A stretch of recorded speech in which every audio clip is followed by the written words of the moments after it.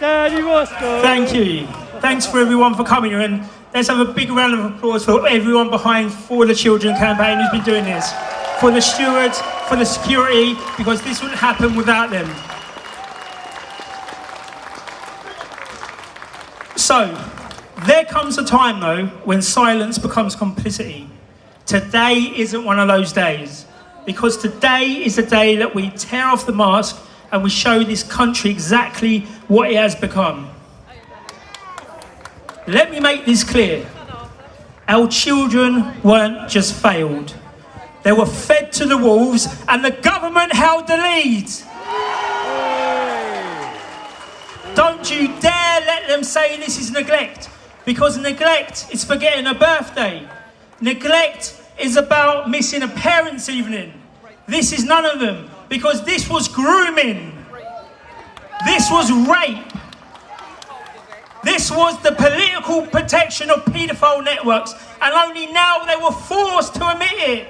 Because Baroness Louise Casey, she's not one of ours, she's one of the Labour's own.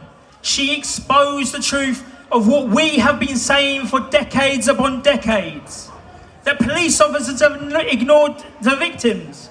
Survivors were labelled as liars and slags. Gangs ran wild under the nose of the state, and nobody did a thing. This wasn't just failure, this was a strategy. A strategy to keep the Muslim vote happy. A strategy to appease community leaders. A strategy to silence the working class while our daughters were dragged into hell. Where was Keir Starmer when the grooming gangs were being protected? He was the director of public prosecution after all, and he shut down the very first serious investigation. So no, like he claimed, he didn't stop it. He helped to bury it. He's a liar. And where were the Conservatives? They were too busy hosting iftars in Parliament and grovelling to hate preachers while our children were getting groomed. And what now? They're going to hand out medals and tell us that lessons have been learned? No, they haven't. So we are not talking anymore. We are going to be demanding justice.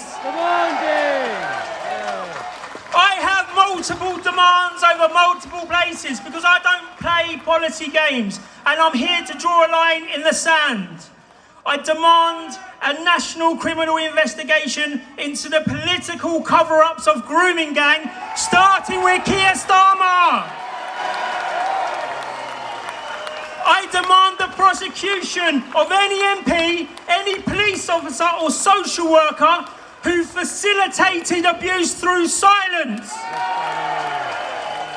I demand grooming gang survivors receive state-funded trauma support, way above what they give the illegals and the asylum seekers. And I demand a public trials for the paedophile protection networks. Televised, let the people see! And here's where I go further, because I demand the end of multiculturalism as a policy. It has failed. It has cost lives. It ends now. I demand remigration of anyone who refuses to adopt British principles. I don't care where they came from. If they treat our daughters like me and our country with disrespect, they can leave. I demand the end of Islamic supremacy in British public life. You want Sharia? Go to Saudi. Here we live under common law. Here our women and children come first. Come on, Daddy. You see, what's going to happen now is the left and all the mainstream medias, they are going to incorrectly call this hate speech. So they want to play that game with me. Okay, good. I'm going to play it. Because yes, I hate evil. I hate paedophiles. I hate cowards who trade girls for votes. I hate lies disguised as tolerance. I hate the wolves in the suits. And I hate the silence in power. And if you don't hate these two, then you're part of the problem. So this will be a righteous hate. It's what built empires, and it's what defends the innocents. And to those over there watching in Parliament in Westminster, let me remind you this. You knew, and you let it happen anyway. And now the people know too. You let cities fools into gang control. You arrested the whistleblowers. You even jailed Tommy Robinson for exposing it, while the groomers and the rapists he named walk free. You let children bleed because their parents were the wrong kind of victim. And when they did come forward, you called them racist. You took away their voice. You destroyed any type of justice for them. And now they want to talk about healing. Okay, we will heal this country when the guilty are in prison and the people are back in charge. And God bless that one over there with the UKIP flag.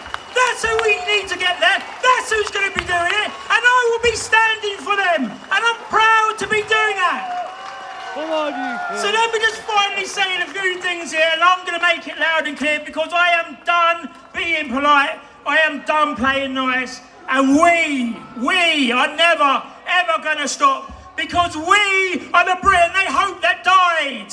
We are the voice they tried to ban, and we are the judgment that they fear and the reckoning that they deserve. We demand consequences. We demand justice. And finally, we demand Britain back. Come on! We want our country back. We want our country back. We want our country back. Ladies and gentlemen, give it up for Danny Roscoe.